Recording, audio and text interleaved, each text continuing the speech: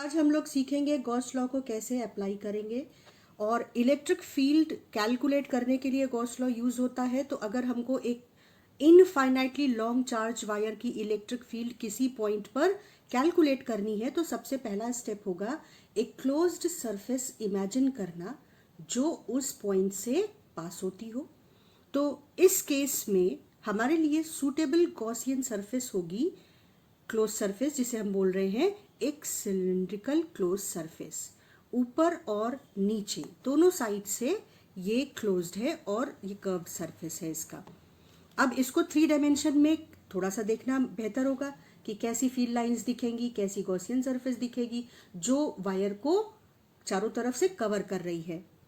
तो 3D में देख के पेपर में देखने पे ज़्यादा आसानी से समझ में आएगा। ये रहा हमारा चार्ज्ड वायर, ठीक है। और इस पॉइंट P पर अगर हमें फील्ड निकालनी है तो हमने एक क्लोज्ड सिलिंड्रिकल सरफेस एज्यूम की जो इस पॉइंट P से पास होती है। ये ऊपर से, साइड से और नीचे से तीनों तरफ से क्लोज्ड है, ठीक है। और अब देखो ये फील्ड लाइंस जो इस वायर से निकलेंगी वो कैसी होंगी। वो रेडियली चारों तरफ इस तरीके से बाहर जा रही होंगी, इस तरीके से। फील्ड लाइंस को पता करने के लिए, इमेजिन करने के लिए हमेशा हमें सोचना पड़ेगा कि पॉजिटिव चार्ज को इसके पास अगर हम रख दें तो पॉजिटिव चार्ज किधर भागेगा। पॉजिटिव चार्ज रेडियली आउटवर्ड भागेगा, इस सर्कुलर सरफेस के रेडियस के अलोंग बाहर की ओर भागेगा। इसलिए तुम देखो कि ये सारी फील्ड लाइंस रेडियली आउटवर्ड बाहर की ओर एरो पॉइंटेड है। तो ऐसा दिखेगा हमको गॉसियन सरफेस और फील्ड लाइन। अब इस गॉसियन सरफेस की 3 सरफेसेस हैं, सरफेस नंबर 1, सरफेस नंबर 2 और सरफेस नंबर 3। तो इन तीनों से जो फ्लक्स बाहर निकल रहा है वो तीनों ही सरफेस से फ्लक्स कंसीडर करना पड़ेगा अप्लाई करने के लिए। अब ये क्लोज सरफेस अगर कुछ शर्तें, कुछ कंडीशंस फॉलो करती है तभी ये हमारे काम की है। और उसमें पहली शर्त है कि क्लोज्ड सरफेस के हर पॉइंट पर इलेक्ट्रिक फील्ड कांस्टेंट हो, सेम हो। और तुम ये ध्यान दो कि इस सिलिंड्रिकल सरफेस का हर पॉइंट इस वायर से रेडियस ऑफ दिस सर्कल इतनी डिस्टेंस पर है, हर पॉइंट इस सिलिंड्रिकल सरफेस का। तो इसका मतलब ये हुआ कि हर पॉइंट की डिस्टेंस क्योंकि चार्ज्ड वायर से सेम है तो इलेक्ट्रिक फील्ड हर पॉइंट पर कांस्टेंट होगी, सेम होगी, ठीक। दूसरा शर्त है कि इस सिलिंड्रिकल सरफेस से जो इलेक्ट्रिक फील्ड लाइंस आ रही हैं बाहर की ओर वो इस सिलिंड्रिकल सरफेस की एरिया वेक्टर के पैरेलल हो। अब किसी सरफेस का एरिया वेक्टर कैसा होता है? किसी सरफेस का एरिया वेक्टर उस सरफेस के परपेंडिकुलर होता है और क्लोज सरफेस है तो बाहर की ओर पॉइंटेड होता है। तो ये जो येलो वेक्टर है ये इस सिलिंड्रिकल सरफेस की, इस कर्व्ड सरफेस का एरिया वेक्टर है। ये रेडियली आउटवर्ड है तो ये इस सरफेस के परपेंडिकुलर है और साथ में ये बाहर भी पॉइंट कर रहा है। अब इन दोनों वेक्टर्स की डायरेक्शन देखो, ये पैरेलल दिख रहे हैं कि नहीं। इसका मतलब कि ये जो कर्व्ड सरफेस है ये हमारी शर्तों को पूरा कर रही है कि area vector electric field vector के पैरेलल भी है और साथ में इस पर सारे पॉइंट्स पर इलेक्ट्रिक फील्ड इक्वल या कांस्टेंट या सेम भी है। तो गॉस लॉ अप्लाई करने के लिए जो पहला स्टेप फॉलो करना होगा वो एक क्लोज सरफेस कंसीडर करनी होगी जिसे हम गॉसियन सरफेस कहेंगे। और इस गॉसियन सरफेस को उस पॉइंट से पास होना होगा जिस पर हमें इलेक्ट्रिक फील्ड निकालनी है। अभी मैंने तुम्हें दिखाया कि कैसे वायर के केस में एक सिलिंड्रिकल सरफेस इस तरह की क्लोज सरफेस है जो उस पॉइंट से पास हो रही है और उस वायर को कवर कर रही है। उसके बाद उसकी पहली शर्त, या तो इस गॉसियन सरफेस की पहली कंडीशन कि या तो वो गॉसियन सरफेस इस तरह से हो कि उस पर हर पॉइंट पर इलेक्ट्रिक फील्ड कांस्टेंट हो और वो एरिया वेक्टर के पैरेलल हो। और अगर ऐसा नहीं हो तो उसका इलेक्ट्रिक फील्ड और एरिया वेक्टर इन दोनों के बीच 90 डिग्री का एंगल हो। ये दूसरी शर्त है कि अगर ये ना फॉलो हो तो ये फॉलो हो कि इलेक्ट्रिक फील्ड और एरिया वेक्टर उस सरफेस का वो परपेंडिकुलर हो। तो जो सरफेस हमने सिलिंड्रिकल क्लोज सरफेस सेलेक्ट की उसका कर्व्ड सरफेस पहली कंडीशन को पूरा कर रहा है। और इसकी 2 प्लेन सरफेसेस देखो, इनके हर पॉइंट की डिस्टेंस इस वायर से इक्वल नहीं है, तो यहाँ पर हर पॉइंट पर इलेक्ट्रिक फील्ड सेम नहीं होगी, ना ही इस पर। तो ये दूसरी शर्त पूरी करता है, इससे पास होने वाला जो एरिया वेक्टर है जो बाहर की ओर भी आएगा और इसके परपेंडिकुलर भी होगा।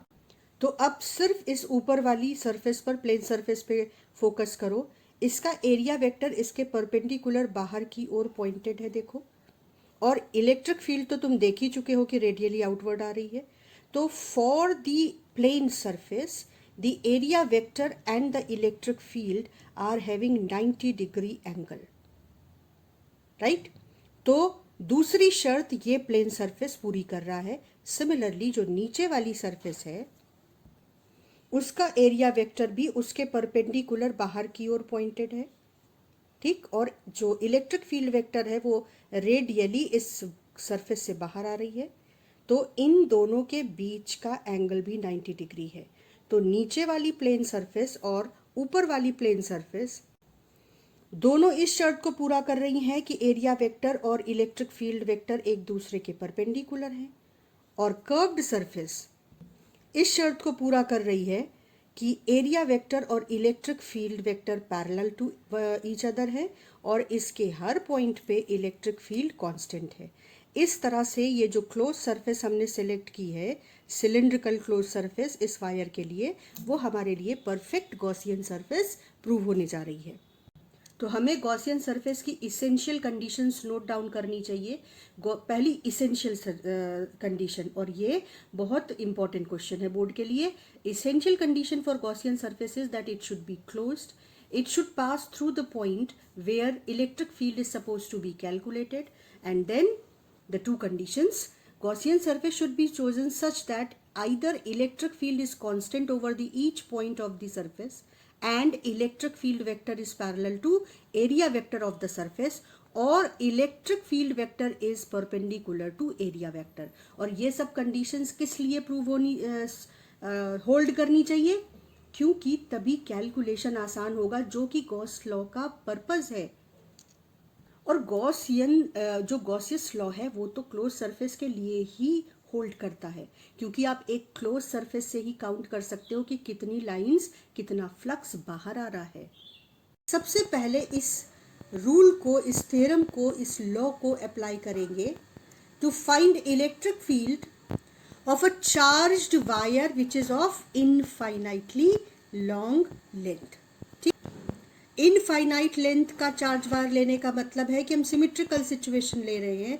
जो पॉइंट, जिस पॉइंट पर ये फील्ड हम कैलकुलेट करेंगे वो पॉइंट दोनों साइड से इतनी डिस्टेंस पर है कि उसे हम मिड पॉइंट ले सकते हैं। तो जो इलेक्ट्रिक फील्ड है वो इस तरीके से यूनिफॉर्म मिलेगी, क्योंकि अगर आप बिल्कुल एजेस पर जाएंगे तो ये इलेक्ट्रिक फील्ड इस तरीके से यूनिफॉर्म नहीं रह जाएगी, एजेस पे डिफॉर्मेशन आएगी। तो हम सिमेट्रिकल सिचुएशन में गॉस लॉ यूज़ करते हैं, इसलिए हम इस लेंथ को इनफाइनाइट लेंगे। और हमने ये बात पिछले क्लास में की थी कि इनफाइनाइट लेंथ का मतलब ये नहीं है कि वायर इतना लंबा है, ऑब्जर्वर बहुत क्लोज है उस चार्ज ऑब्जेक्ट के, तो भी वो चार्ज ऑब्जेक्ट उसके लिए एक इनफाइनाइट शीट या इनफाइनाइट लेंथ का वायर की तरह एक्ट करेगा। एक वायर है वो इनफाइनाइट लेंथ का है, वो चार्ज्ड है, और चार्ज को देखो कैसे रिप्रेजेंट कर रहे हैं, Q coulomb charge per unit length. ये इनफाइनाइट लेंथ का अगर हम ले रहे हैं तो फिर हम क्या कैसे डिफाइन कर रहे हैं, यूनिट लेंथ पर क्यू कूलम चार्ज है, तो इसे हम कहते हैं लीनियर चार्ज डेंसिटी, यानी Q coulomb charge over unit length या Q by L, charge per unit length is called linear charge density, और इसे लेमडा सिंबल से नॉर्मली रिप्रेजेंट करते हैं। तो this is lambda coulomb per metre. Uniformly charged है, ये हमेशा ध्यान रखना। सिमेट्रिकल सिचुएशन है तो ऑब्वियसली यूनिफॉर्मली चार्ज्ड है। अब हम दूसरा काम करेंगे। पहला काम गॉसियन सरफेस सिलेक्ट करना है, तो हमने एक ऐसी गॉसियन सरफेस सिलेक्ट की जो शेप में सिलिंड्रिकल है, क्योंकि वो कंडीशंस जो हमने देखी थी, essential property of Gaussian surface, वो सेटिस्फाई होनी चाहिए। अब हम लिखेंगे कि जो flux coming out of the close surface है, एक्चुअली वो हमें 3 सरफेसेस पे टेस्ट करना है। तो flux coming out of the close surface E dot dA is flux through surface number 1 plus flux through surface number 2 plus flux through surface number 3. And we have discussed that E and A are perpendicular at surface number 1 and 2. Therefore, flux through surface number 1 and 2 is 0. Only the curved surface is contributing to the flux, that is E into A. Surface number 1, 2 and 3 you have to mention and you have to clear it. That these two surfaces are not contributing to the flux because the angle between area vector and electric field is 0, and surface number 3 is contributing to the flux because E dot dA is E dA cos 0 and hence E dot dA will become E dA. क्योंकि curved surface के हर point पर electric field same है तो integration से बाहर ले सकते हैं, और यही वो वजह है कि हम ऐसा गॉसियन सरफेस सेलेक्ट करना चाह रहे थे जिसके हर पॉइंट पर इलेक्ट्रिक फील्ड कांस्टेंट हो। E को बाहर ले लिया तो integral dA is nothing but surface area of the curved surface of the cylinder which we have taken as Gaussian surface. तो अब हम इस तरीके से अपने आंसर को अपनी एग्जामिनेशन कॉपी में रिप्रेजेंट करेंगे। Integral E dot dA is equal to charge enclosed upon epsilon naught. This is Gauss law statement. इसको हमने 3 पार्ट्स में ब्रेक करके दिखाया, flux through surface 1, flux through surface 2 and flux through surface 3 which will be equal to 1 upon epsilon naught and charge enclosed. अब charge enclosed कैसे निकाल रहे हैं, देखो हमने कहा कि ये जो सरफेस है इस सिलेंड्रिकल सरफेस की लेंथ अगर L हो तो क्योंकि यूनिट लेंथ का चार्ज लेमडा है, यूनिट लेंथ का चार्ज लेमडा है, इसलिए L लेंथ का चार्ज लेमडा इंटू L होगा। So charge enclosed is lambda into L। ठीक है, तो इसमें से ये दोनों सरफेसेस तो कंट्रीब्यूट नहीं कर रही, 0 हो गया, केवल ये बचा, और इसमें E dot dA will be E dA। जब इंटीग्रल dA किया E को बाहर निकाल कर तो ये हो गया कर्व्ड सरफेस का surface area which is 2 pi RL for cylinder. तो L कैंसिल हो जाएगा और electric field will be lambda upon 2 pi R नीचे आएगा, साथ में एप्सिलॉन नॉट। अब ये एक ऐसा फॉर्म नहीं है जो आसान हो याद करने में, तो हमने इसे एक पैटर्न में चेंज करने के लिए कि सभी जो कंडक्टर्स हैं उनकी इलेक्ट्रिक फील्ड एक पैटर्न में, एक फॉर्मेट में हमको दिखाई पड़े और लर्न करना आसान हो, हमने 2 से मल्टीप्लाई किया, डिवाइड किया। यहाँ पर ये 4 पाई एप्सिलॉन नॉट हो गया जिसे हम K से रिप्रेजेंट करते हैं, तो हमारी इलेक्ट्रिक फील्ड का फॉर्मूला हो गया 2K lambda by R. So electric field due to infinitely long charged wire of linear charge density lambda is 2K lambda by R. यहाँ पर ध्यान दो कि जो पॉइंट चार्ज है उसकी इलेक्ट्रिक फील्ड R स्क्वायर के अकॉर्डिंग डिक्रीज करती है, लेकिन लीनियर चार्ज डेंसिटी लैम्डा वाले वायर की इलेक्ट्रिक फील्ड 1 अपॉन R के अकॉर्डिंग डिक्रीज करती है, यानी इसके रिस्पेक्ट में स्लो रेट से डिक्रीज करेगी। तो ये एनालिसिस भी हमारी बैक ऑफ द माइंड चलती रहे। Now the next case is electric field due to charged insulator in finite sheet which is of insulating material. Instead of wire it is a charged sheet. Then 2 cases arise. 1, if this sheet is of a poor conductor, then if we place the positive charge on this surface, then wherever we place the positive charge will stay there. So uniformly charged non-conducting sheet is this. It's electric field, first thing electric field तो पता होना कि भाई कैसे किस तरह से है।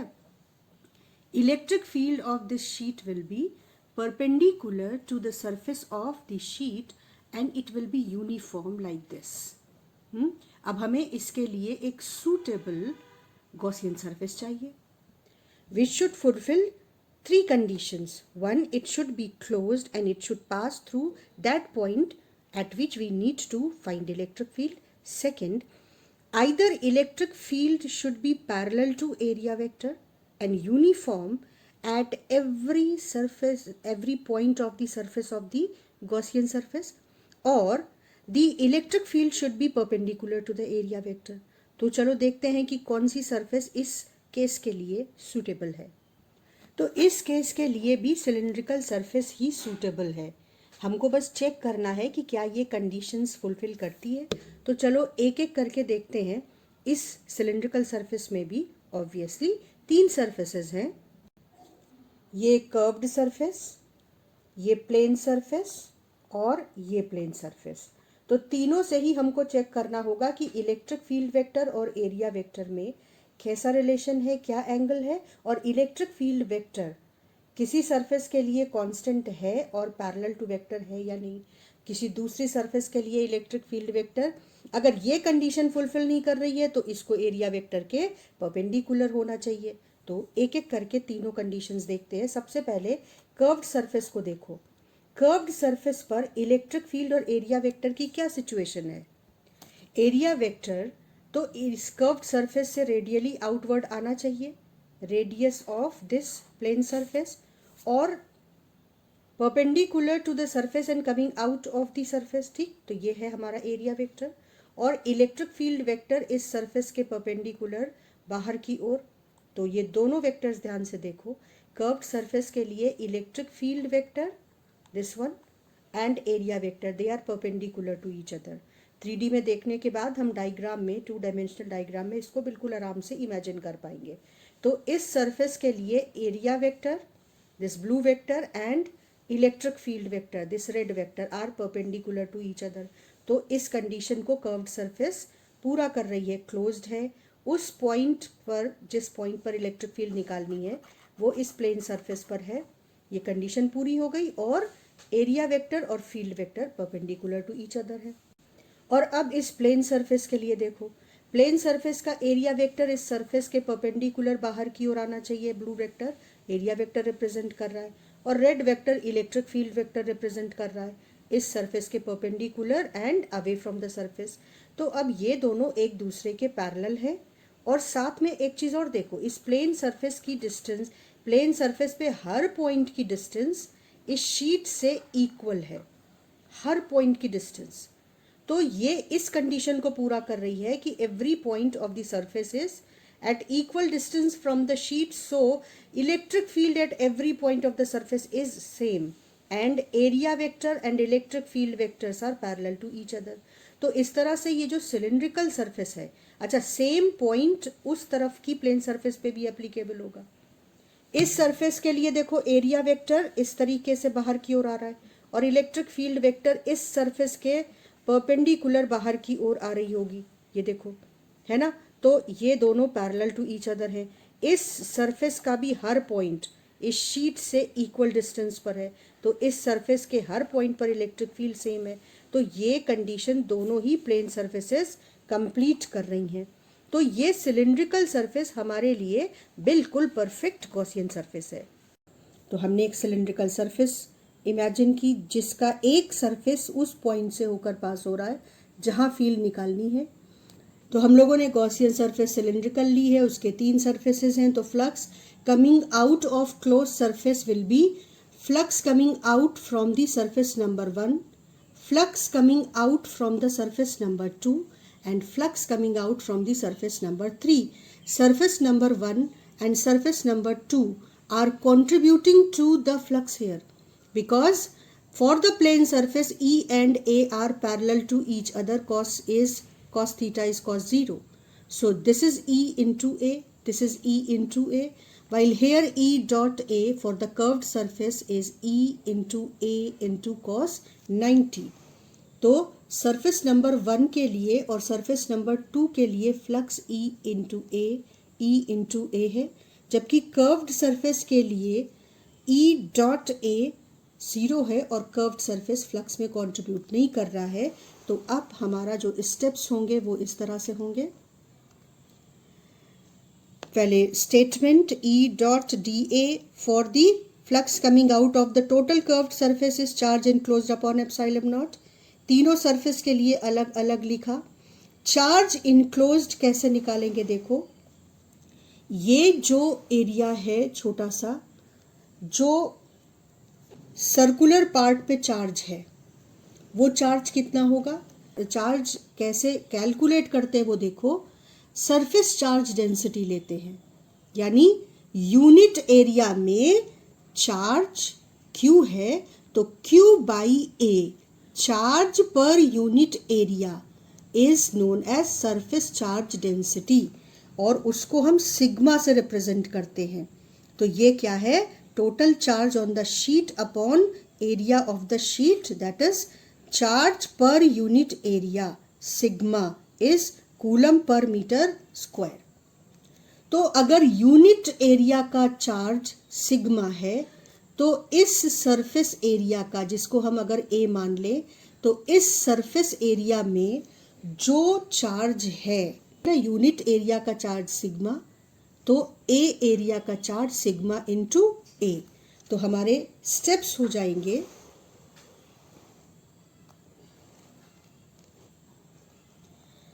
चार्ज इनक्लोज्ड हम लिखेंगे sigma into A upon epsilon naught.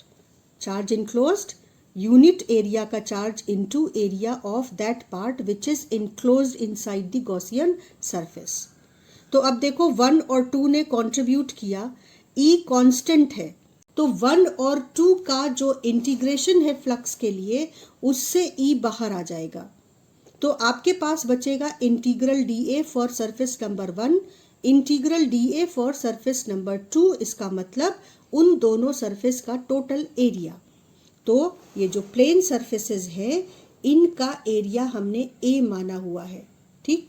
तो सेकंड और फर्स्ट सरफेस का एरिया A है, तो integral of this surface and this surface area is A। तो अब यहाँ पर हमने लिख दिया E तो यूनिफॉर्म होने की वजह से बाहर आ गया था, और इंटीग्रल dA को E इंटू A लिख दिया। यहाँ भी E बाहर आ गया था, इंटीग्रल dA को A लिख दिया। तो E into A plus E into A is sigma A charge enclosed upon epsilon naught. तो 2E into A is sigma A upon epsilon naught. तो E is equal to sigma upon 2 epsilon naught. यहाँ पे R का term आया ही नहीं, और sigma क्या है, charge per unit area which is also known as surface charge area. अगर नॉन कंडक्टिंग की जगह ये सरफेस कंडक्टिंग हो, तो जब मैं इसको Q चार्ज दूंगी तो ये Q चार्ज दोनों सरफेस पे स्प्रेड कर जाएगा, क्योंकि ये कंडक्टर है। तो Q/2 इस सरफेस को मिलेगा और Q/2 इस सरफेस को मिलेगा। तो इस सरफेस की जो चार्ज डेंसिटी है वो Q/2 अपॉन A हो जाएगी, और इस सरफेस की चार्ज डेंसिटी भी Q/2 अपॉन A हो जाएगी। तो हमको कंपैरिजन करना है नॉन कंडक्टिंग और कंडक्टिंग शीट के केस का, तो चार्ज डेंसिटी तो सेम होनी चाहिए, तभी हम दोनों की इलेक्ट्रिक फील्ड का कंपैरिजन कर पाएंगे। तो बाकी सब तो बिल्कुल सेम रहेगा, लेकिन हमको इसे 2Q चार्ज देना पड़ेगा सेम चार्ज डेंसिटी प्रोड्यूस करने के लिए, क्योंकि जब हम 2Q चार्ज देंगे तो Q इस सरफेस पे और Q इस सरफेस पे आएगा। तो Q by area of this surface, Q by area of this surface. 2Q charge देने पर इस कंडक्टिंग शीट का surface charge density Q/A each surface पर होगा। और तब ऑब्वियसली अगर चार्ज डबल हो गया है तो हम एक लॉजिकल कंक्लूजन पर भी पहुंच सकते हैं कि उतनी ही डिस्टेंस पर जो पॉइंट होगा उसमें फील्ड भी डबल हो जाएगी। फिर भी हम इसे कैलकुलेट करेंगे, लेकिन यहाँ पर भी जो सरफेस है हमारा वो गॉसियन सरफेस सिलिंड्रिकल परफेक्ट होगा, उन्हीं सारी वजहों से जिन वजहों से पहले था।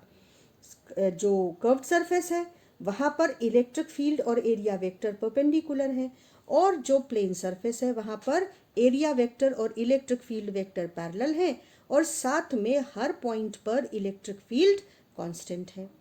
तो चार्ज कंडक्टर के केस में, कंडक्टिंग शीट के केस में केवल इतना डिफरेंस आया कि अब इस सरफेस पर भी Q/A सिग्मा चार्ज डेंसिटी है, और इस सरफेस पर भी Q by A sigma charge density है।